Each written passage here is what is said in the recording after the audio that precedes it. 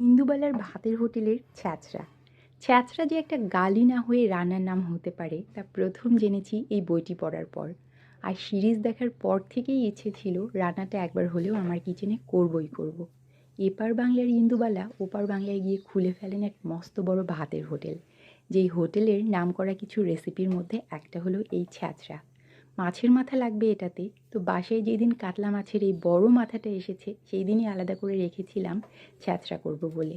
সামান্য একটু নুন হলুদ মাখিয়ে করে মেরিনেশন করে নিয়েছি মাছটা। এরপর একটা কড়াইয়ে তেল গরম হয়ে গেলে তাতে দিয়ে দিয়েছি মাছের টুকরোগুলো। মাছগুলো একেবারে ভাজা ভাজা করে নিতে হবে এবং এটাতেই যেন প্রায় 40%-এর মতো কুক হয়ে যায়।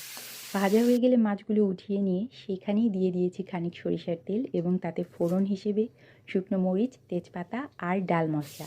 কিছুটা পেঁয়াজ কুচো আমি দিয়েছি, যা ইন্দুবালা দেন না, বাট এটা দিয়ে আমার মনে হয়েছে ভালোই লেগেছে। এরপর এখানে দিয়েছি শাক বাদে সমস্ত সবজি। সবজির উপরে সামান্য নুন হলুদ দিয়ে বেশ ভালো মতো ভেজে নিতে হবে। প্রায় মিনিট 5-7 ভাজার পর যখন সবজিগুলো হালকা ভাজা ভাজা হয়ে একটু নরম হয়েছে তখন দিয়ে দিয়েছি পুঁই পাতা। সেই সাথে পুঁই ডাঁটাও দিয়েছি, ডাঁটাগুলো দিতে হবে। শাকটা দেখতে অনেক বেশি লাগলেও দেখুন একটু পরেই এমন নেতিয়ে আসবে সম্পূর্ণটা। আর যখন এরকম নেতিয়ে তখন দিয়েছি আদা বাটা আর ভাজা জিরে গুঁড়া। আবারও বেশ ভালো মতো নাড়তে হবে। একটু নাড়াচাড়া করে নেবার পর যখন পানি ছাড়বে তখন দিয়েছি কাঁচামরিচ। কাঁচামরিচ আমি একটু বেশি পরিমাণেই দিয়েছি, কেননা রান্নাটি একটু মিষ্টি মিষ্টি হবে, যেহেতু এখানে মিষ্টি কুমড়া দেওয়া আছে। আবারও বেশ ভালো মতো নেড়েছি।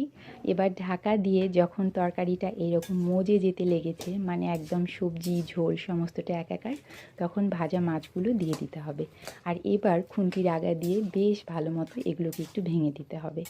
প্রচুর নাড়তে হবে। রান্নাটার মেইন থিমই হলো নেড়ে নেড়ে একেবারে ঘ্যাট বানাতে হবে। ও আচ্ছা, বলে দিই, এখানে আমি সবজি হিসেবে ইউজ করেছি মিষ্টি কুমড়া, ঝিঙা, পটল, বেগুন, আলু আর পুঁই শাক ডাঁটা সমেত। বাস হয়ে গেল। খুবই কম মশলায় রান্না, সামান্য তেল ঝালে এই গরমে বেশ ভালো লাগে খেতে।